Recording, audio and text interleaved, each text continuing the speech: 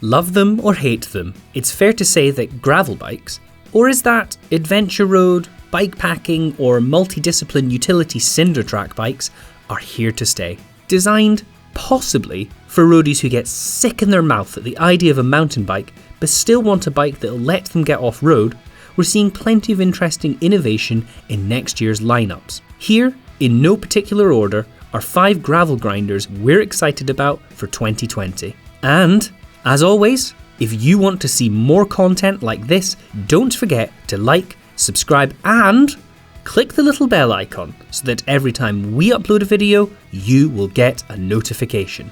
So, without further ado, let's get mildly dirty. Canada is a big place and it has a lot of gravel roads, so it's no surprise that Canadian mountain bike brand Vinci fancies a piece of the gravel pie. For 2020, Vinci is spoiling us with a 12-strong Hatchet range, with a twin-dropped chainstay design that'll let you run tyres with a maximum width of 45mm for a 700C wheel, or a 2.1-inch tyre in 650B. The Hatchet could easily take you deep into grizzly country. But before they eat you, we're sure the bears will appreciate the 4 carbon models and 8 aluminium framed models in the Hatchet range. With their incredible strength, grizzlies probably don't care about bike weight, but we puny humans, of course, do. For a complete bike, we weighed a medium-size Hatchet GRX Limited with standard 40mm tyres at 9.32 kilograms. Gravel riding adventures are thirsty work, but luckily there are 3 bottle cage mounting points on the Hatchet. And if you like your bikes fully loaded, there's a top tube, fuel, accessory, bear repellent bag mount as well. Cannondale has been gravel grinding from the beginning, releasing bikes such as the groundbreaking Lefty Oliver equipped Slate. The new Topstone Carbon is another reasonably radical do-it-all machine, and Cannondale claims they've made one of the most comfortable gravel bikes available. To that end, say hello to the new Kingpin suspension system. Cannondale claims that the radically dropped seat stays, plus a pivot where those stays join the seat tube, subtle kinks near the dropouts and leaf springy shaping at the bottom of the seat tube will offer you 30mm of rear travel. Interestingly, the Cannondale Topstone's fork has a 55mm offset.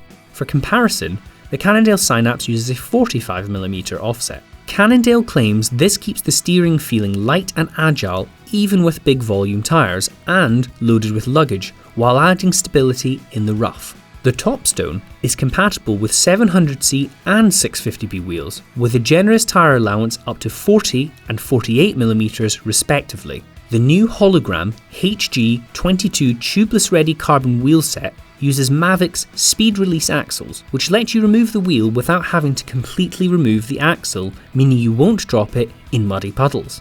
The Topstone also features the wheel sensor that debuted on Cannondale's Urban Treadwell bikes. Developed in partnership with Garmin, it works in conjunction with Cannondale's own app and gives you a ton of measurements, including how much CO2 and fuel you haven't created or wasted by not driving. This should help to make you feel extra smug whilst you're out on your next gravel adventure.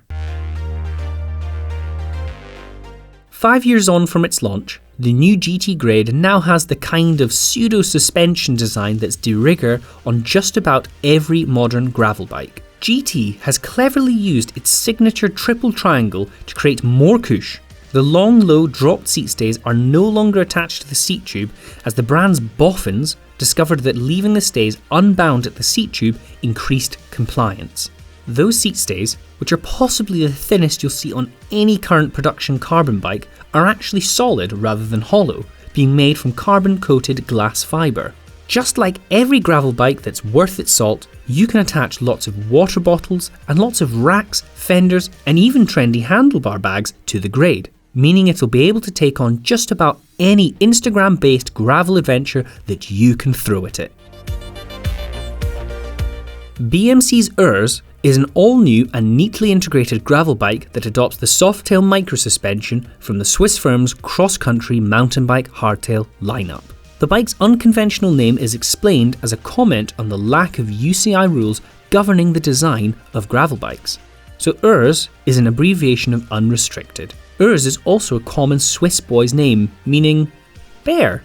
And yes, that is another mention of bears, and we're very sorry if we're pronouncing Urs wrong. The Urs has a geometry that BMC terms Gravel Plus, which places it squarely between its road and mountain bikes. It claims it's designed to be fun and highly capable on technically challenging terrain, and a perfect gravel racer. The elephant in the room is the MTT system, which provides 10mm of travel at the rear. The elastomer is sourced from the motor industry, so is claimed to be impervious to degradation from sun, weather and age, and weighs in around 80 grams.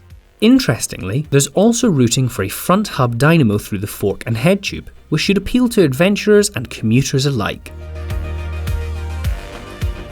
Espero is a Spanish word for rough, and coming from Cervelo, a brand that's never made anything but bikes built for speed, it doesn't take much imagination to guess the Espero is first and foremost a racing machine. The 1,100 gram claimed weight of the frame is testament to the bike's performance intentions. The bike is aimed squarely at competitive riders looking at events such as the Granduro or the Dirty Kanza for the racing kicks. And for reasons of fairness, it's also worth mentioning that, like Da Vinci, Cervelo are a Canadian brand, so in theory, the bike could be used to ride away from bears quickly. Yes, more bears. So many bears. Tyre clearances are generous, with the 700C setup allowing for 42mm tyres, and the 650B version has 49mm clearances. Despite all of the talk of the bike being racy, it doesn't skimp on fixtures and fittings. The frame features 3 bottle cage bosses, a bolt-on tube guard above the bottom bracket shell, a fuel box mount on the top tube, internal cable routing, and routing for a dropper post. Did we get our selection all wrong? Should we have picked something else? As always, let us know in the comments. Don't forget to like and subscribe, and click the little bell icon so that every time we upload a video, you will get a notification. Goodbye!